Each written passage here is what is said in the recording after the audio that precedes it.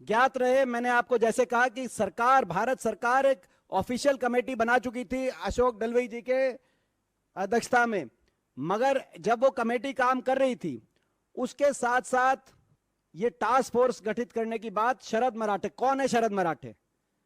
उनका कृषि क्षेत्र से कुछ लेना देना नहीं। शरद मराठे 1960 से अमेरिका में रह रहे हैं। कहीं ना कहीं सत्तारूढ़ दल से और उनके जो एनआरआई, जो उनके संगठन से जुड़े हुए लोग हैं, उनसे इनका काफी अच्छा परिचय है और बार बार इनको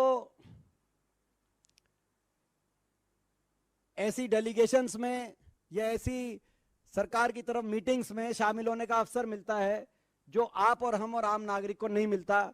जैसे कि 2019 में वो princess of Spain, chairman NABARD के साथ प्रिंसेस ऑफ स्पेन से वो मिले। आयुष, उनका कोई आयुष से भी लेना देना नहीं, लेकिन 2018 में एक टास्क फोर्स बनाई गई आयुष सेक्टर को बढ़ावा देने के लिए, उसका भी उनको चेयरमैन बना दिया गया था। मगर ये ना तो इनका तो कोई आयुष से लेना देना, ना कृषि क्षेत्र से लेना देना। ये जो हैं, ये जनाब, इन्होंने, इनकी एक सॉफ्टवेयर कंपनी है यूएस के अंदर, यूनिवर्सल टेक्निकल सिस्टम्स, इन्होंने मैकेनिकल इंजीनियरिंग एमबीए करी है, और एक और सॉफ्टवेयर, एक और कंपनी है universal technical systems private limited, ये इंडिया में रजिस्टर्ड कंपनी है। तो ऐसे व्यक्ति ने एक टास्क फोर्स कहा कि भाई कृषि क्षेत्र में किसान की, और नीति आयोग ने इनके सुझाव पर,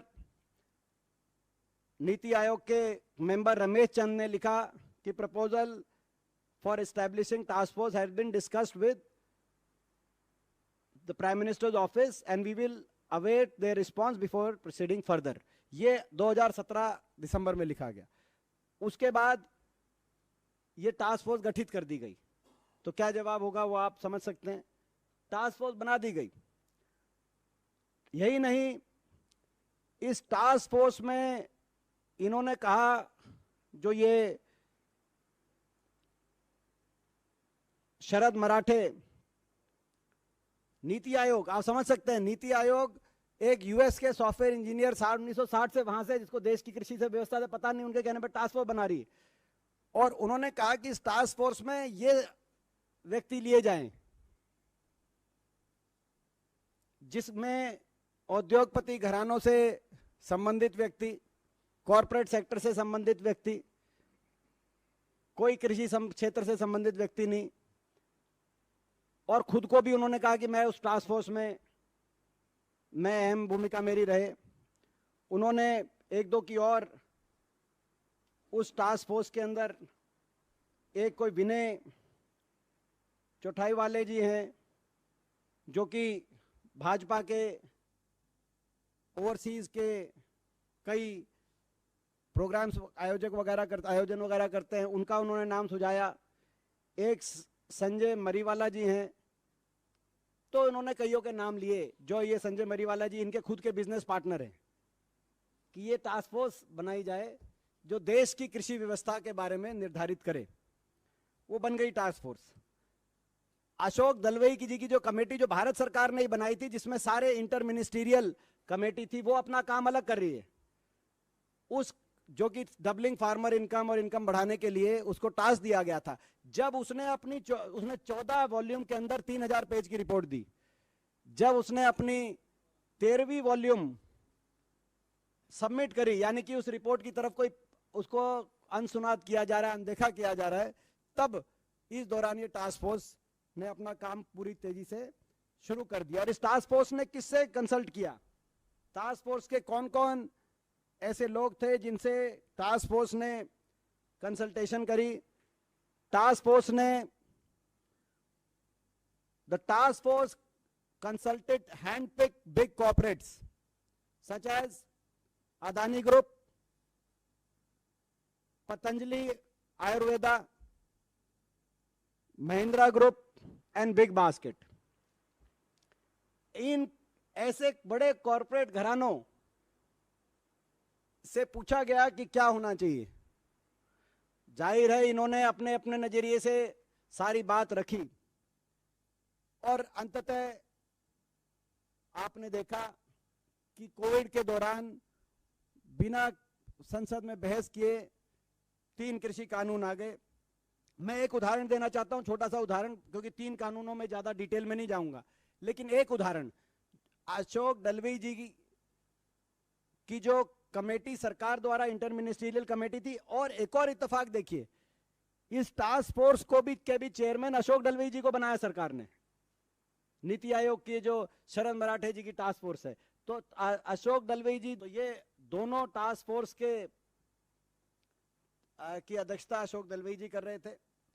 एक उदाहरण देना चाहता हूं, एसेंशियल कमोडिटी एक्ट, यानी कि जमाखोरी के खिलाफ सरकार का ये एक ऐसा कानून कि कोई बिचौलिया किसान से कम कीमत पे खरीद के और इतना जमाखोरी के माध्यम से और ग्राहक को ज्यादा कीमत पे बेचने का काम ना करे, ताकि किसान को भी और ग्राहक को भी दोनों को चोट मारकर खुद का मुनाफा ना कमाए।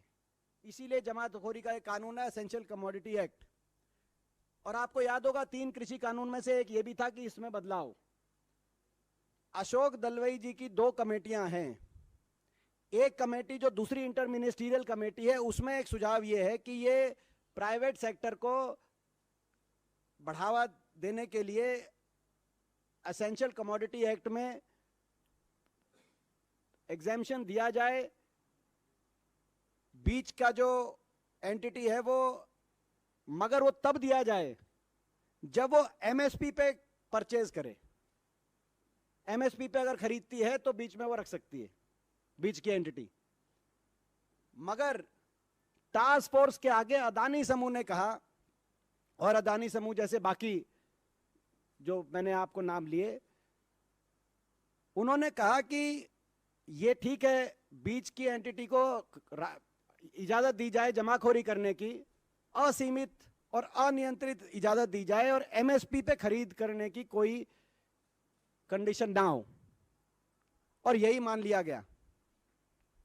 कानून जब आया तो उसमें जो अशोक दलवी जी की भारत सरकार द्वारा जो इंटर मिनिस्ट्रियल कमेटी थी, उसकी सिफारिश को ना मानकर ये थी जिसमें इनकी जो टास्क फोर्स थी, शरद मराठे जी की टास्क फोर्स, उसकी कंडीशन मान ली गई कि कोई एमएसपी पे खरीदने की अनिवार्यता नहीं है।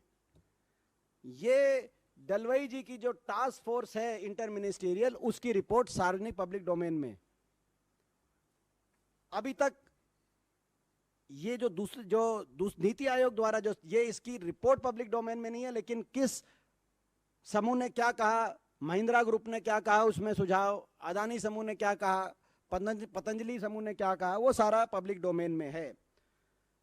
तो आज ये साबित हो गया है, जैसे मैंने कहा, इस रिपोर्ट के आने के बाद, कि ये तीनों कृषि कानून किसान को लाभ देने के लिए नहीं, धनाढ्य लोगों को लाभ देने के लिए बनाए गए थे।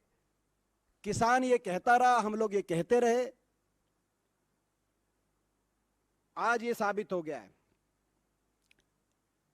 केंद्र सरकार को अपने ड्राफ्ट, इस बिल के द्वारा अपने ड्राफ्ट पे इतना भरोसा था कि कोविड के दौरान बिना चर्चा करे संसद में उन्होंने ये ऑर्डिनेंस ये लेके आ गए कोरोना काल में, जबकि किसान संगठन की कोई ये मांग नहीं थी, पूरे देश में कोई किसान मांग नहीं कर रहा था। तभी किसानों को शक हो गया था। हमारा देश का किसान भोला जरूर है, लेकिन समझदार भी है।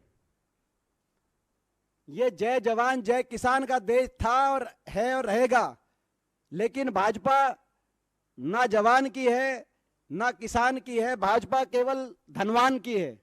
ये भी साबित हो गया है।